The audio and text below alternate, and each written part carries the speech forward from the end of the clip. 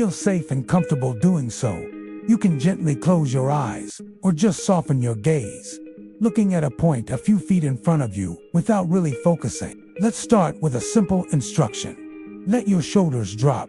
Right now, just let them fall away from your ears. Feel that release of tension, that little bit of space you just created. Now, bring your awareness to your face. Unclench your jaw. Let your tongue rest gently on the floor of your mouth, behind your bottom teeth. Soften the tiny muscles around your eyes and across your forehead. There is nothing you need to do right now.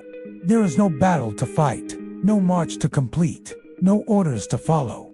For these next few minutes, your only job is to be right here, in this moment, with your breath. Let's take a breath together. A slow, easy inhale through your nose, filling your belly with air, and a long, gentle exhale through your mouth, letting it all go. Again, a nice deep breath in, and release. You don't need to force anything. Just allow your breath to find its own natural rhythm, in and out. Notice the feeling of the air as it enters your nostrils. Maybe it's cool.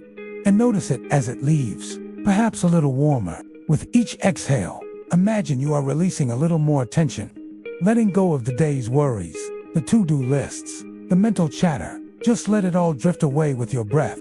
It's completely normal for your mind to wander. Thoughts will pop up. That's what minds do. When you notice your mind has drifted off, just gently and without judgment, guide it back to your breath, back to the feeling of your body, sitting here, resting, the rise and fall of your chest, the gentle weight of your hands in your lap. Let's do a quick scan of the body. We've already relaxed the shoulders and jaw.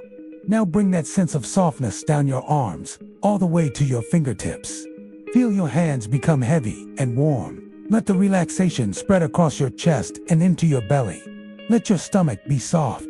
Let go of any holding or bracing you might be doing there. Now, let that feeling of ease travel down your hips, through your legs. Feel your thighs become heavy, releasing their effort. Let the softness flow down past your knees, into your calves, your ankles, and all the way to the tips of your toes. Your whole body, from the top of your head to the soles of your feet, is now resting, supported, at peace. There is nowhere else you need to be.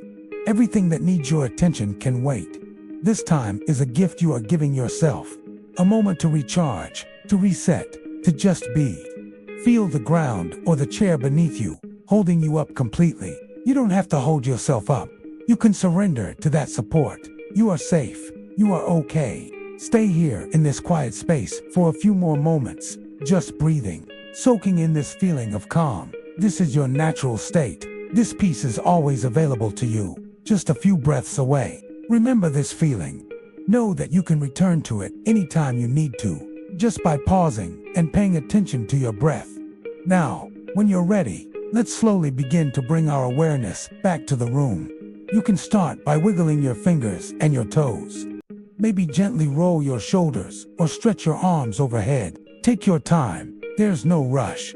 When you feel ready, you can slowly and gently open your eyes, bringing the world back into focus. Welcome back. I hope you feel a little more rested, a little more centered. Thank you for sharing this time with me. Take care, and I'll see you again soon. Imagine, if you will, a soft, gray light filtering through a canvas tent. Outside, there is a gentle, rhythmic rain. It is not a storm. It is just a steady, washing rain, tapping millions of tiny fingers against the fabric above you. Tap, tap, tap, a sound that wraps around you, creating a cocoon of safety.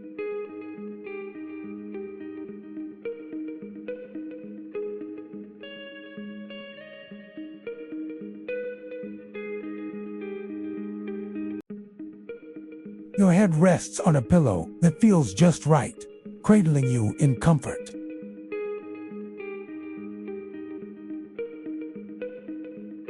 Here, in this small, enclosed space, everything is simple, everything is calm. The gentle drumming on the roof is a lullaby, a constant, reassuring presence that washes away the noise of the world. It's a sound that asks for nothing and gives everything. It fills the space, not with noise, but with a profound sense of peace.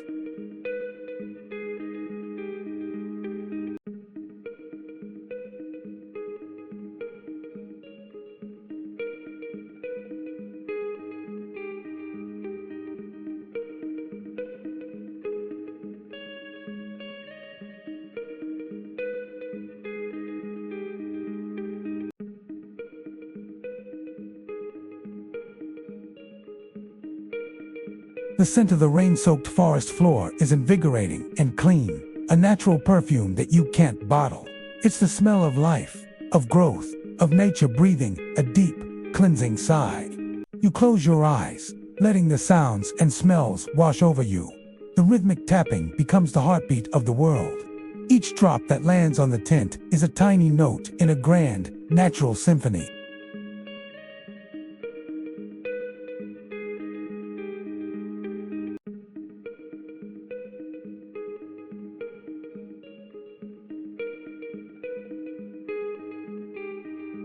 There are no deadlines here, no emails to answer, no screens to stare at. This is a sanctuary, a temporary escape, but a powerful one. It reminds you of the simple joys that are so easily forgotten in our busy lives. The joy of being warm when it's cool outside. The joy of listening to the rain without having to run through it. The joy of being completely, utterly present. In this little canvas haven, you are protected, you are safe, you are at peace. The rain isn't an inconvenience, it's a gift. It's a blanket of tranquility, wrapping you in its gentle embrace. You take a deep breath, inhaling the cool, fresh air. It fills your lungs, and as you exhale, you release any lingering worries. The world can wait. For now, this moment is yours.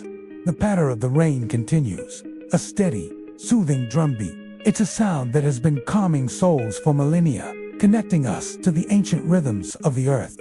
You can feel a deep sense of gratitude for this simple, perfect experience. The gentle light, the comforting warmth, the symphony of the rain, it all combines to create a pocket of pure serenity. You drift in and out of a light, peaceful sleep. Your dreams are colored by the sound of the rain, gentle and hazy. There's a feeling of being held, of being cared for by the world around you. This isn't just a shelter from the storm. It's a cocoon for the soul, a place to recharge and reconnect with yourself. The rain is a promise of renewal, washing the world clean so it can begin again, fresh and vibrant. And here, inside your small tent, you feel a part of that renewal, cleansed and restored by the simple, profound beauty of a rainy day in the heart of nature. As the rain continues its gentle song, you sink deeper into rest, letting the peaceful melody carry you into a deep and restorative slumber. Relax your eyes. Let them feel heavy. Let the darkness behind your eyelids become a deep, velvety curtain. We are going to pull that curtain back, very slowly, to reveal a world of muted colors and quiet sounds. Our story today begins in the quiet hum of a supply depot. Somewhere in the rolling hills of the American South, 1942, the air here is thick with the scent of pine, damp earth, and machine oil. Sunlight filters through the tall trees, painting stripes of gold across the dusty ground and the olive-drab canvas of military tents. Crates are stacked high, a wooden city of supplies waiting to be shipped across the ocean to a world at war, among the low murmur of soldiers and the clatter of machinery. A young man named Elias works, his hands calloused but his movements precise. Elias isn't a soldier in the traditional sense. A childhood illness left him with a limp, keeping him from the front lines. But his heart is just as invested in the fight. His job is to inspect and pack parachutes. Each fold, each line he coils, holds a life in its threads. He treats every parachute as if it were for his own brother, who is a paratrooper somewhere in Europe. He doesn't know where. Letters are vague and infrequent, but the thought of his brother, Jack, is a constant. Quiet hum beneath the surface of his days. One afternoon, while inspecting a new shipment of silk, Elias notices something strange. Tucked into a bolt of fabric is a small, embroidered patch of a bluebird. It's tiny, almost unnoticeable, but exquisitely detailed. He's never seen anything like it. It feels personal, a touch of artistry in a world of stark utility. Curious, he sets it aside. A few days later, another one appears. This time, a tiny white flower, hidden in the seam of a harness. Elias starts a small collection of these mysterious tokens. A stitched oak leaf, a miniature golden key, a crescent moon, no bigger than his thumbnail. They are like whispers from an unknown world, crafted by a hand that, like his own, pays attention to the smallest details. He wonders who is sending these silent messages. Is it one person? A group of factory workers? He imagines a woman sitting at a sewing machine in a noisy factory far away, adding a small piece of her own hope into the vast machinery of war. He decides to send a message back. He finds a small, smooth river stone. On it, he carefully paints a single, perfect feather with some spare marking paint. It's the best he can do to match the delicate craft of the embroidered patches. He tucks the stone into the pocket of a parachute bag he knows is being returned to the factory for repairs. It's a shot in the dark, a message in a bottle cast into an ocean of logistics. Weeks turn into months. The seasons change, the air grows cooler, and the leaves on the oaks turn from green to a fiery red. Elias continues his work, the rhythm of folding and packing a steady beat in his life. He's almost forgotten about his message in a bottle. The little painted stone, the small embroidered tokens have stopped appearing, and he figures the silent conversation is over. Then, one crisp autumn morning, a crate of newly repaired parachute bags arrives. As he inspects one, his fingers brush against something small and hard in a side pocket. He pulls it out. It's his stone. The feather he painted is still there, but next to it, impossibly small and detailed, is another painted image, a bluebird, its wings outstretched as if in flight. A slow smile spreads across Elias's face. He holds the stone in his palm. The cool weight of it, a solid connection to a person he will never meet. In a world torn apart by distance and conflict, two people have found a way to speak, not with words, but with symbols of hope and beauty, small acts of creation that defy the destruction around them. He slips the stone into his own pocket. It feels like a promise, a reminder that even in the darkest of times, human connection finds a way, threading its way through the chaos, stitching people together, one tiny, beautiful detail at a time. To understand if you could survive, we must first understand the weight you would carry. Survival is not just about action. It is about the endurance of small things. It begins with the fabric. Imagine the texture of the standard issue wool. It is the year 1942, and the world is made of natural fibers. There is no smooth, synthetic slide of modern clothing. Instead, there's the constant, undeniable presence of wool against your skin. It's heavy, especially when wet, and it carries the scent of damp earth, sweat, and smoke. This isn't just clothing. It's your first and last layer of defense against a world that has become incredibly hostile. Now, let's talk about what's in your pockets. Forget your smartphone, your keys, your wallet full of cards. Your pockets in 1940 to hold different treasures, objects of immense value. A small, dog-eared photo, the corners softened from constant touch. It's a ghost of a smile from a loved one, a memory of a world you're fighting to return to. Maybe there's a letter, the paper so creased it's almost fabric itself. The ink slightly blurred from being read and reread in the rain. Each word is a lifeline, a connection to a reality outside of mud and fear. Alongside it, a pocket knife, not a fancy multi-tool, but a simple, sturdy blade. It's used for everything, cutting a piece of hard bread, whittling a stick to pass the time, or cutting a bandage in an emergency. These aren't just items. They are anchors to your humanity. Let's expand our focus to the gear you carry on your back. The standard infantry pack, or haversack, wasn't designed for comfort. It was designed for utility, and it feels like a constant, nagging burden. Inside, every ounce is accounted for. A mess kit, a simple tin plate and utensils, clatters with every step, a constant reminder of the meager meal you hope to have. Your rations are not prepackaged energy bars. They are tins of bully beef, hardtack biscuits that could break a tooth, and a small amount of tea or coffee. This is your fuel, and there's never enough of it. Water is carried in a metal canteen, and the taste is often metallic, lukewarm, and precious. Every sip is a calculated decision. You also carry ammunition. It's heavy, dense, and its weight is a paradox. It's the source of your protection, but also a constant reminder of the danger you are in. The weight isn't just physical. It's a mental load, a responsibility you carry for yourself and the person next to you. And then there's the unseen weight, the heaviest of all, the weight of sound and silence. The world of 1942 is not quiet. It's a symphony of mechanical roars, distant artillery, and the sharp crack of rifle fire.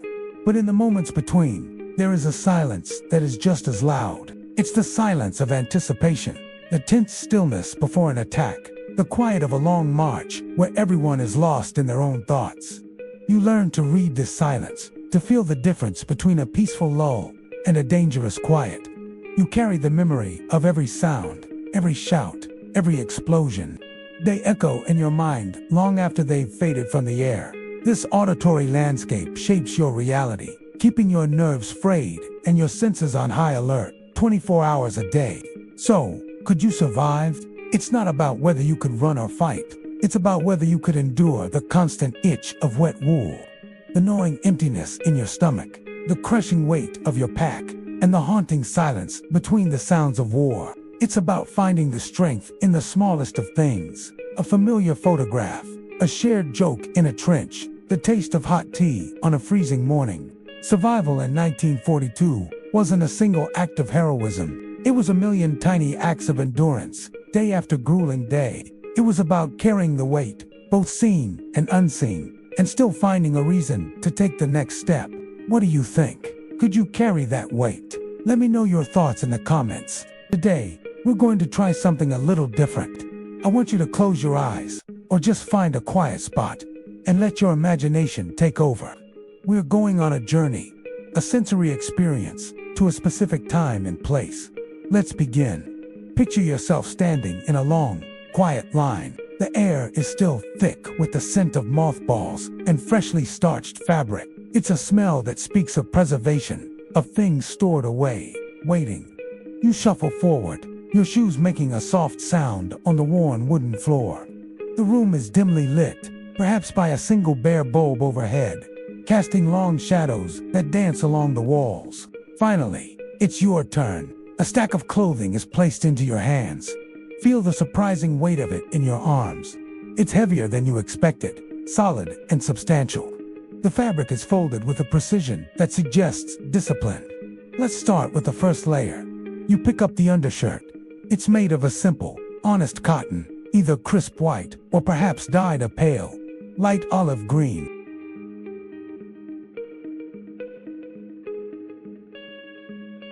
It's a simple barrier, the first line of defense against the elements and the rougher fabrics to come.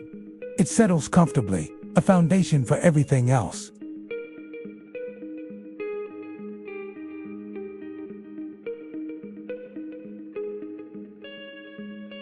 Perhaps they're a simple, utilitarian plastic, or maybe something older, like compressed vegetable ivory.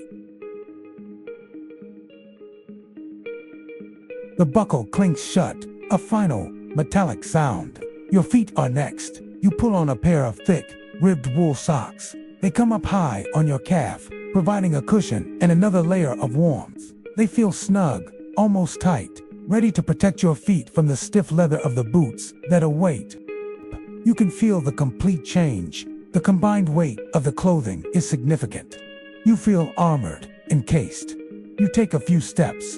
The boots are loud and solid on the floorboards. The wool trousers rustle with each movement.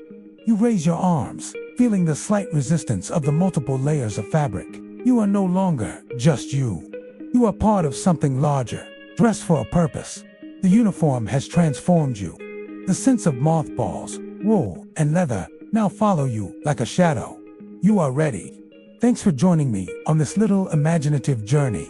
It's amazing how much detail and history can be packed into the simple act of getting dressed. They are small, round, and hard. Imagine the slow, methodical motion of buttoning them. 1, 2, 3, 4. Starting from the bottom, working your way up to the collar. The wool is thick. It resists the wind. It holds a smelly mix of lanolin and dust that never quite leaves.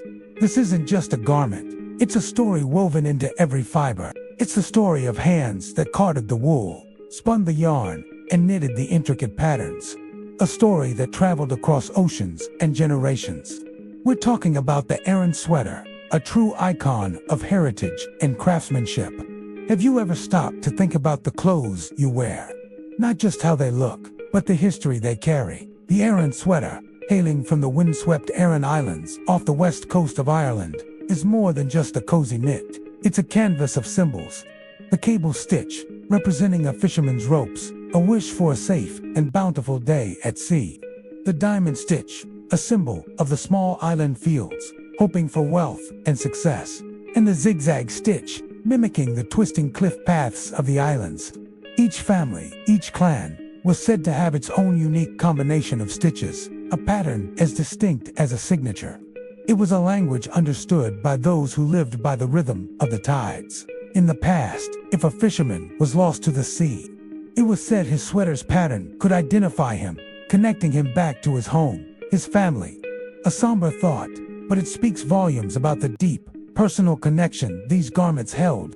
The wool itself is a wonder. Traditionally, it was unscoured, meaning it retained its natural lanolin oils. This made the sweaters incredibly water-resistant, a vital feature for anyone braving the harsh Atlantic weather. It wasn't soft and fluffy like the merino wool we know today. It was robust, hardy, and built to last. It was a shield against the elements, a second skin for the islanders. That unique smell I mentioned. That's the lanolin, the very essence of the sheep and the land, locked into the yarn. But how did this humble fisherman's sweater become a global fashion statement? Its journey from the rugged Irish coast to the high-fashion runways is fascinating.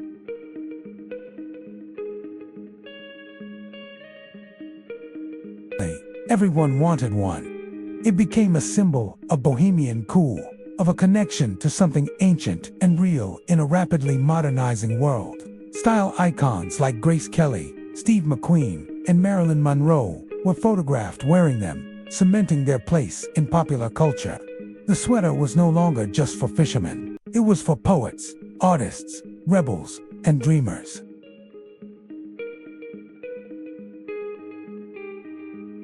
Round buttons is a ritual. It connects you to a legacy of resilience, community, and artistry. It's a reminder that some things are worth preserving.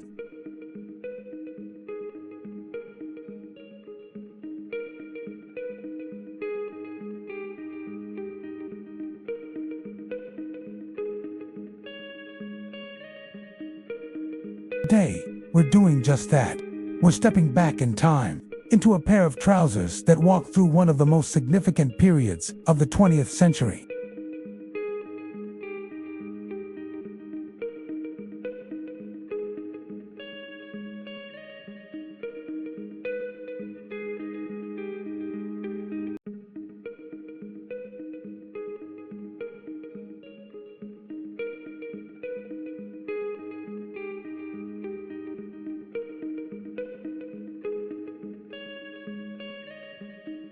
They are cut for movement, for crouching in a foxhole, for long marches, for sitting, for waiting. The cut is generous, practical, designed for a body in motion.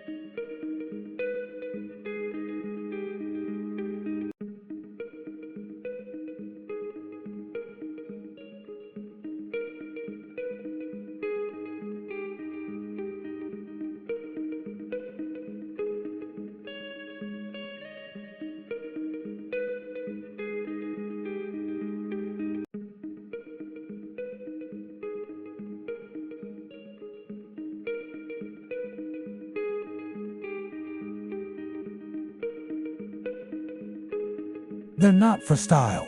They're for carrying essentials. The front pockets are slash style, easy to access.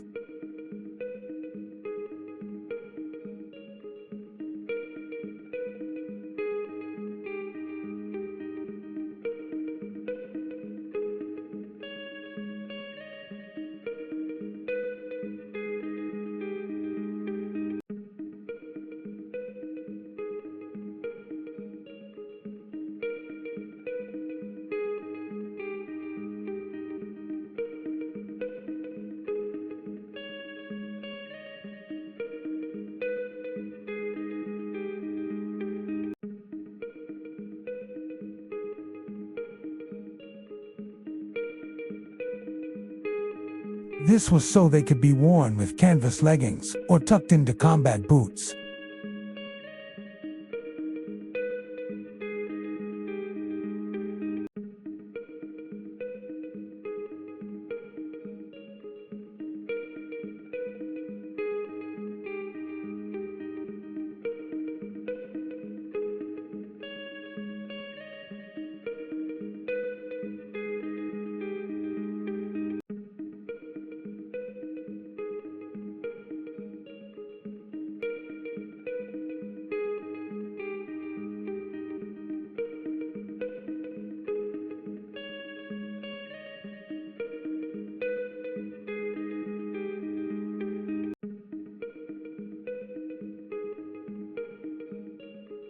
Thanks for joining me on this deep dive into the M1937 trousers. It's amazing how much a single piece of clothing can tell us.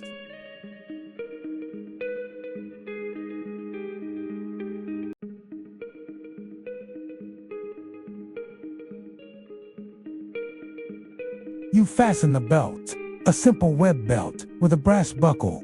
The brass is cold against your fingertips as you handle it.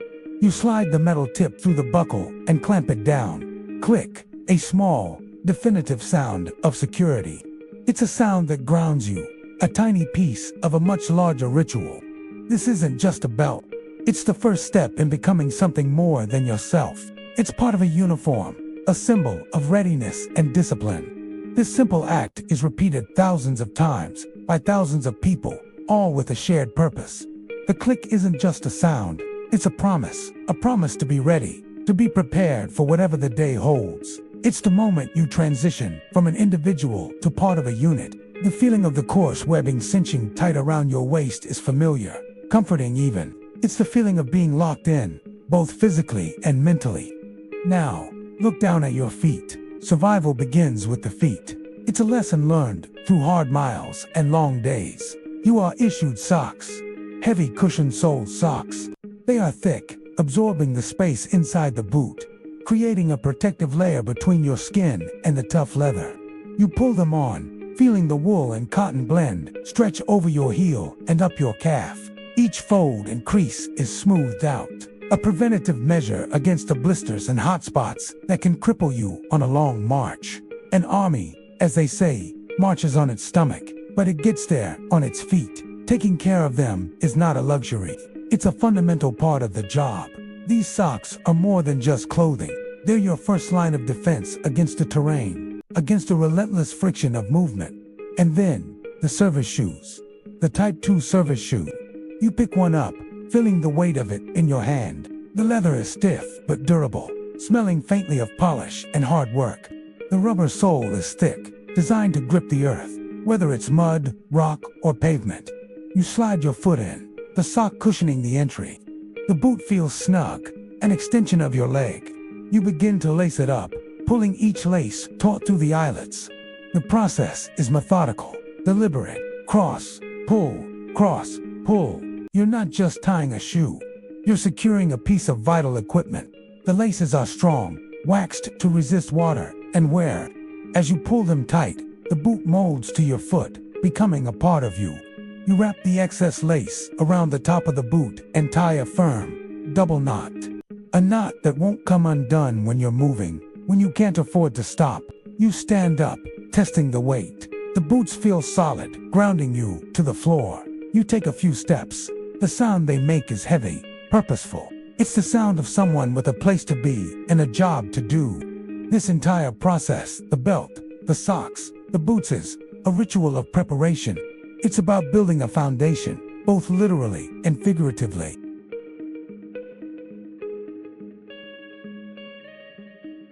Every piece of gear, every motion, has a purpose.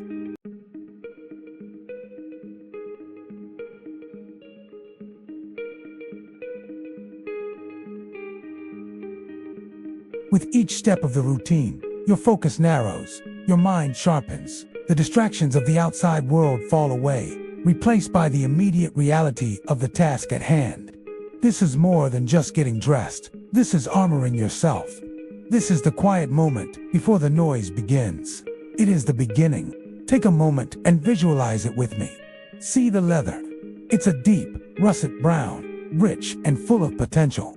It's stiff, brand new, and completely unyielding.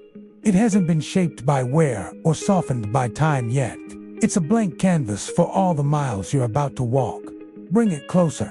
Inhale that unmistakable scent, a powerful mix of tannery oils, fresh polish, and the raw material itself. It's the smell of craftsmanship, of something built to last. Something real and tangible in a world that often feels fleeting. This isn't just a pair of boots. It's a promise of durability and adventure. Now, picture yourself sitting on a simple wooden bench, maybe in a quiet room, with the morning light streaming in. You're getting ready to lace them up for the first time. The laces feel substantial in your hands. They're not flimsy or synthetic. They're either rawhide or a heavy, tightly woven cotton cord, ready for the task. You take the first end and begin to thread it through the bottom eyelets. The metal is cool to the touch. You start the rhythm, a deliberate and mindful process. Left over right, then right over left. It's a rhythmic weaving, a small, satisfying ritual. Each pass of the lace through an eyelet is a quiet, clicking confirmation. As you move up the boot, you can feel the structure taking shape. With each crossover, the two sides of the boot draw closer together. You're not just closing a gap, you're building a foundation. You pull the laces tight, feeling the stiff leather begin to hug your ankle. It's a firm embrace, not uncomfortable, but solid and secure. It feels like a distinct anchor, a connection that holds you firmly to the earth. This isn't just about putting on footwear. It's about grounding yourself, preparing yourself for the day, for the journey, for whatever lies ahead. You continue the pattern, your hands working with a steady, practiced motion. Left over right, pull. Right over left, pull. The friction of the lace against the leather is a sound you can almost feel. It's a whisper of strength. The newness of the boot resists a little, which makes the process all the more rewarding. You're taming it, making it yours with every single loop and knot. As you get to the top, you might wrap the laces around your ankle for extra support, a classic touch that adds to the feeling of being locked in and ready. Finally, you tie the knot, a double knot for security. You give the loops a final tug. Now, stand up, feel that. Feel the solid, unmoving support around your feet and ankles. There's a new weight to your step, a sense of purpose. The leather doesn't flex much at first. It creaks and groans with your first movements, protesting its new role. But these are the first sounds of a long and storied life. Each step you take from this moment on will begin to break them in, molding them to your unique gait, creating creases and scuffs that tell your story. That initial stiffness is a reminder of their strength. It's a fortress for your feet, ready to protect you on city streets, woodland trails, or workshop floors. The feeling is one of complete readiness. You're not just wearing boots. You're wearing confidence. You're wearing reliability. They are an extension of your own resolve, a tangible piece of gear that says you are prepared, you are grounded, and you are ready to move forward. This simple act of lacing up a new pair of boots is a powerful moment, a quiet declaration to the world and to yourself. You are anchored, and you are ready for the road. Have you ever noticed how some everyday tasks have this hidden rhythm, this quiet magic to them? Today, I want to share one of my favorite little rituals with you. It's simple, it's practical, and honestly, it's incredibly satisfying. It's all about taking care of the things that take care of us, specifically, our leather goods. So, here it is, this humble little tin. It's called dubbin. For those who don't know, it's a traditional, waxy conditioner used to preserve and waterproof leather. It's been around for ages, and for good reason. It's not fancy, it's not glamorous, but it works. Let's open it up. The moment you pry off the lid, you're hit with this scent. It's hard to describe, but it's so distinct. It's pungent, deeply earthy, a little bit like pine resin and old workshops. It's the smell of pure utility, of something made to do a job and do it well. It's not a perfume, it's a purpose. Now for the main event. You just need a simple cloth. An old t-shirt scrap is perfect. You take a little bit of the grease on your rag. You don't need much to start. The idea is to work it into the leather, not just smear it on top. And here's where the magic begins. You take your boot, your bag, whatever it is you're treating, and you start to rub. You work in small, deliberate circles, pressing just enough for the warmth of the friction to help the wax melt and sink into the pores of the leather. You can see the change almost immediately. Watch this. As I rub, the leather starts to darken, developing this rich, deep patina. It's like you're feeding it, bringing it back to life. Every scuff, every little mark of wear starts to blend in. The leather goes from looking a bit dry and tired to looking nourished and healthy. The motion itself is what I really love. It's repetitive, this constant circular polishing. Round and round you go. There's a trance-like quality to it. You start to zone out, focusing only on the feel of the cloth on the leather, the steady rhythm of your hand. Circle after circle. It's a form of meditation, in a way. All the noise of the day just fades into the background. It's just you, the leather, and this simple task. You're not just mindlessly wiping a surface. You're engaging with an object. You're feeling the texture of the grain, noticing the way the dubbin absorbs differently in different spots. You become connected to the thing you're caring for. As you continue, you're building up a protective layer. This isn't just for looks.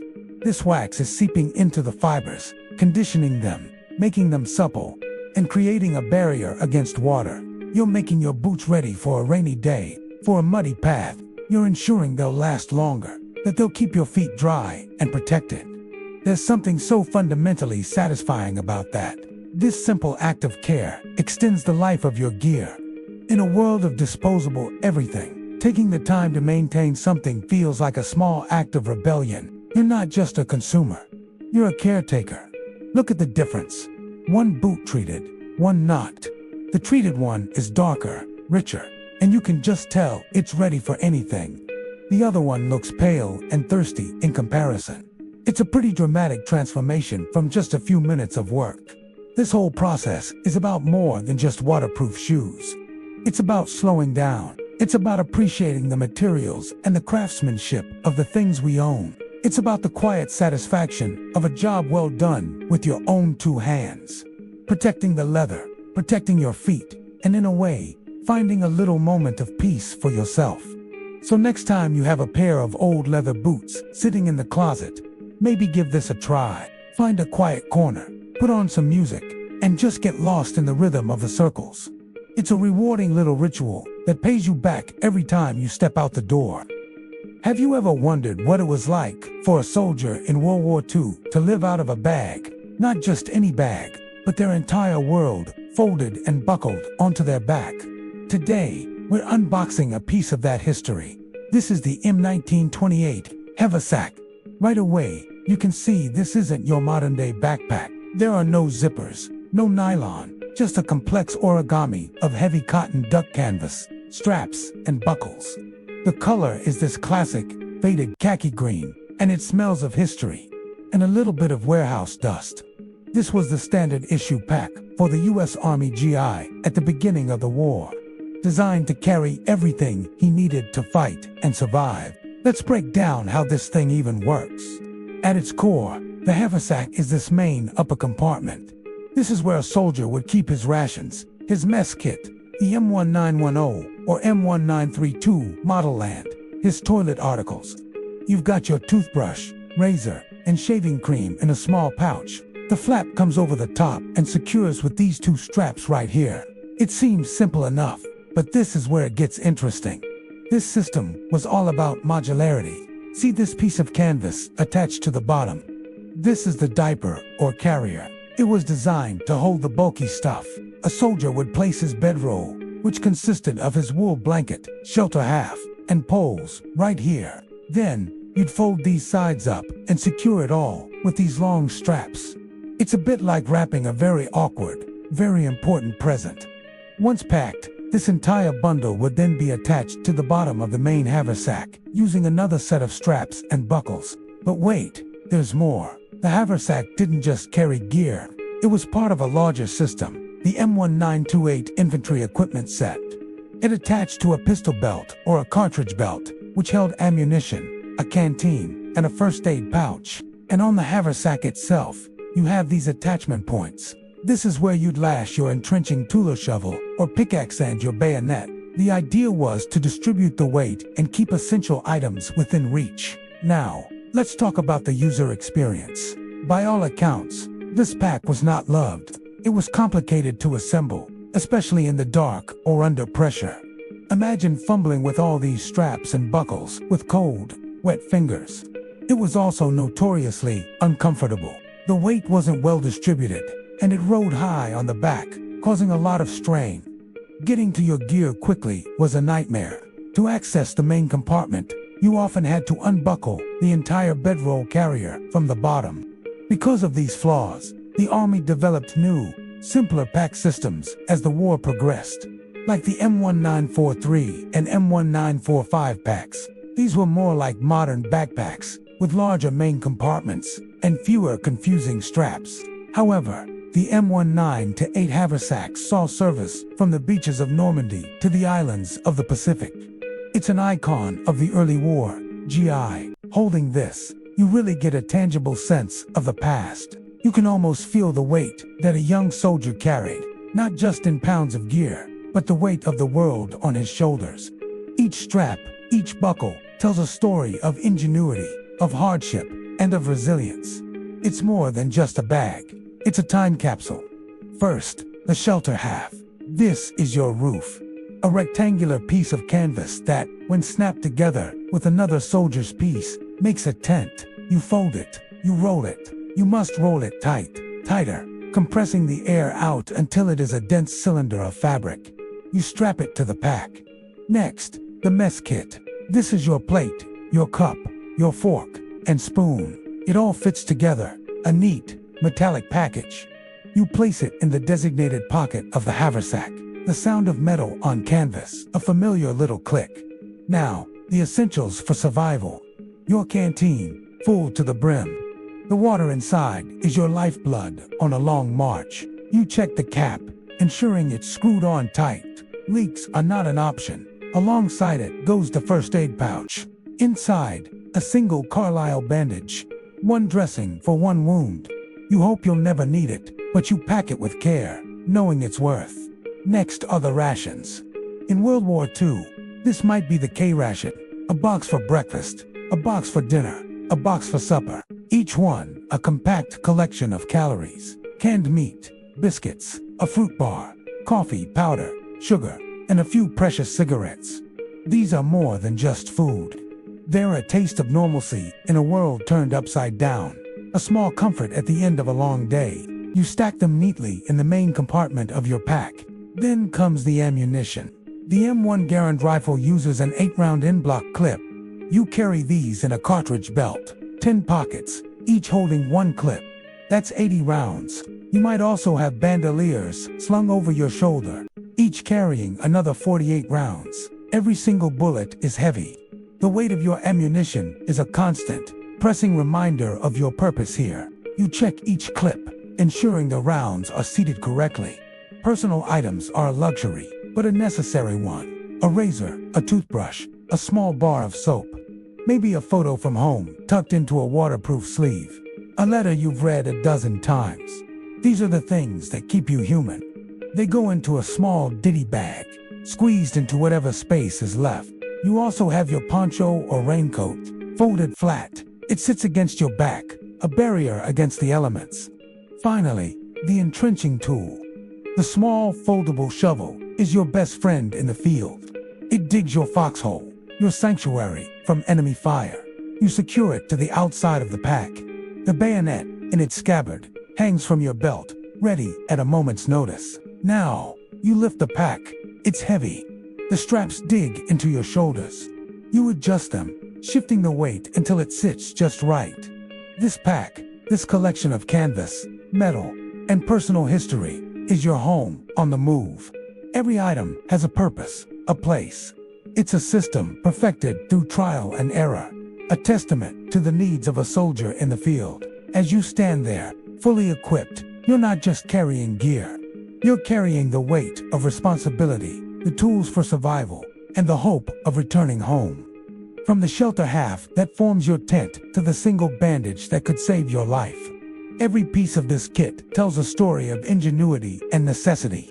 It's a fascinating look into the daily life of a soldier.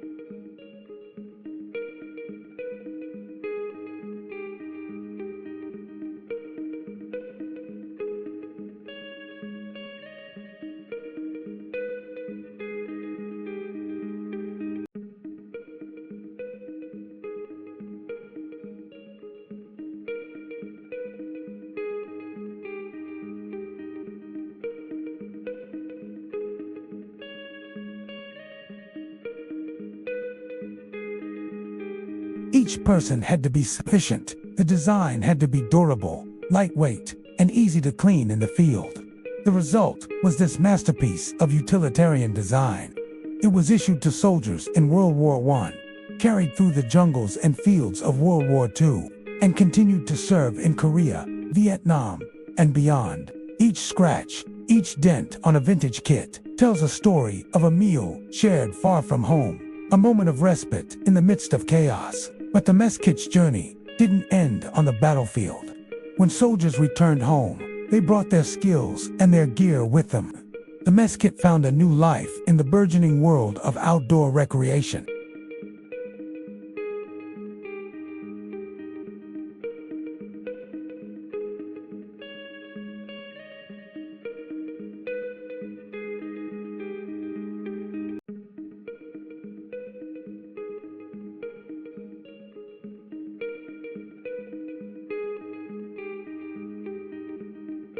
In today's world of ultralight titanium sporks and complex camp cooking systems, you might think the classic mess kit is obsolete, but I'd argue it's more relevant than ever.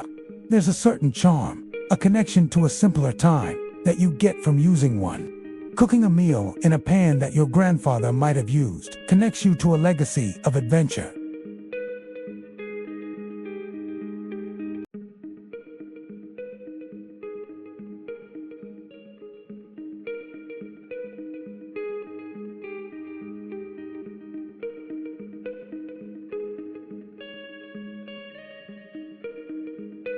So, what does the future hold for the mess kit?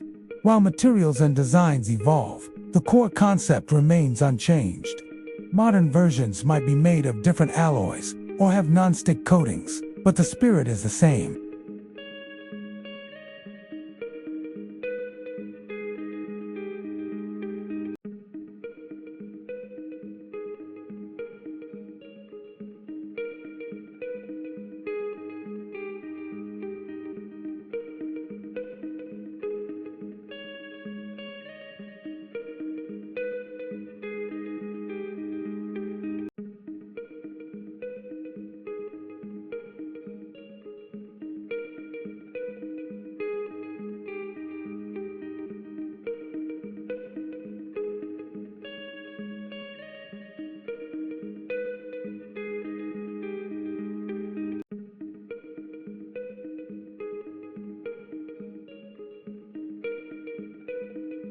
Today, we're talking about something a little different, something that connects us to our past and prepares us for the future.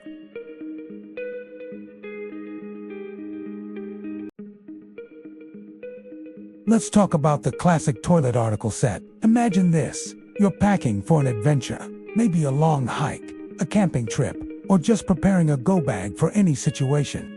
What do you bring to maintain a sense of normalcy, of civilization? It boils down to a few key items. Let's unroll the canvas and see what's inside.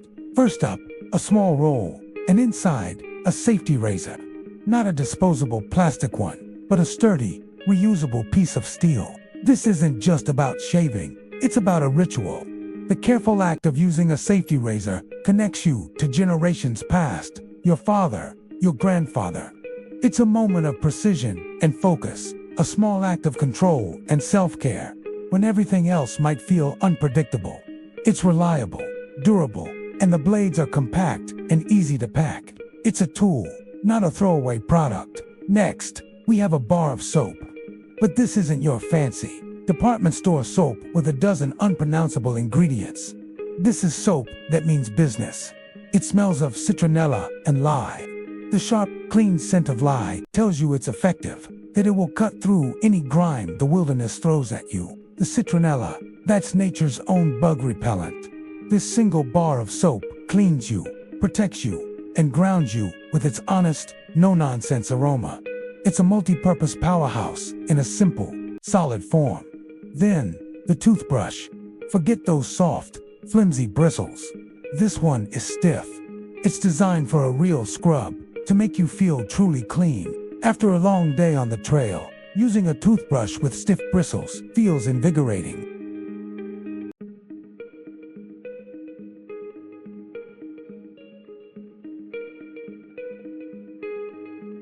It's about feeling the clean, not just going through the motions.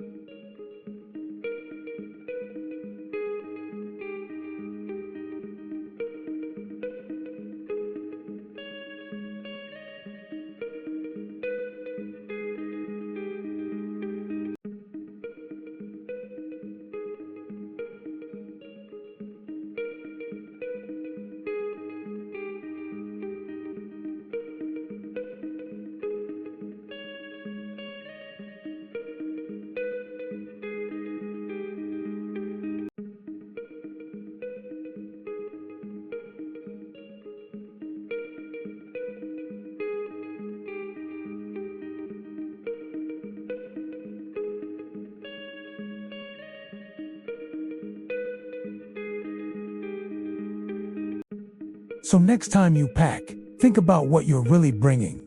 Are you bringing disposable comforts, or are you bringing enduring tools?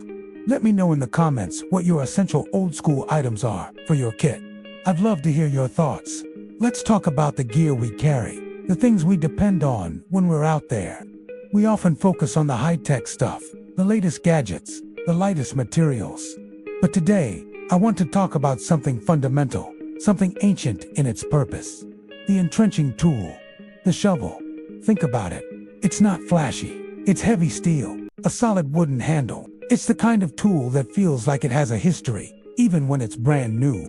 You probably carry it on the back of your pack, tucked into a sturdy canvas carrier. As you walk, it's a constant companion. You feel it bumping gently against you, a steady, rhythmic reminder that it's there.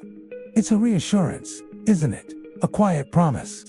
With this simple tool, you can shape the world around you. You can dig a hole. That sounds so basic, but what does it really mean?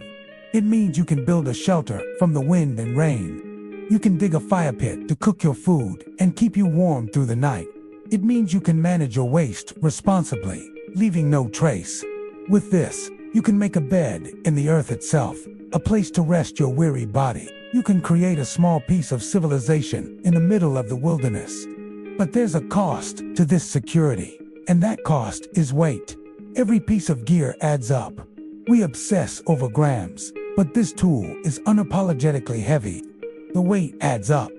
10 pounds, 20 pounds, 40 pounds of total gear on your back. The shovel is a significant part of that. You feel every ounce on a long, uphill climb. Your shoulders ache, your legs burn, and you might even start to question why you brought it. Is it worth it? I think it is. Because when the sun starts to set and the temperature drops, when you need to prepare your camp for the night, that's when the shovel proves its value. The effort you spent carrying it is paid back tenfold. The scrape of steel on dirt is the sound of self-reliance. It's the sound of creating comfort and safety with your own two hands. It connects you to the land in a way that no lightweight gadget ever could.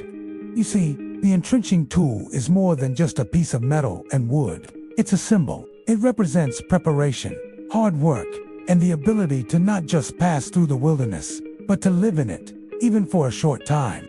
It teaches you a valuable lesson. Sometimes, the most useful things aren't the easiest to carry. The weight is a trade-off for capability.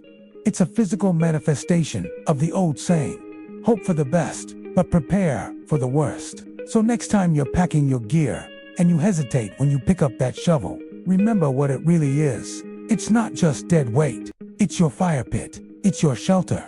It's your kitchen. It's a connection to generations of outdoorsmen and soldiers who relied on this exact same design. It's a humble, powerful tool that earns its place on your pack every single time. It's the silent partner that never lets you down. What's the one piece of heavy gear you'll never leave behind? Let me know in the comments below. I'd love to hear your stories.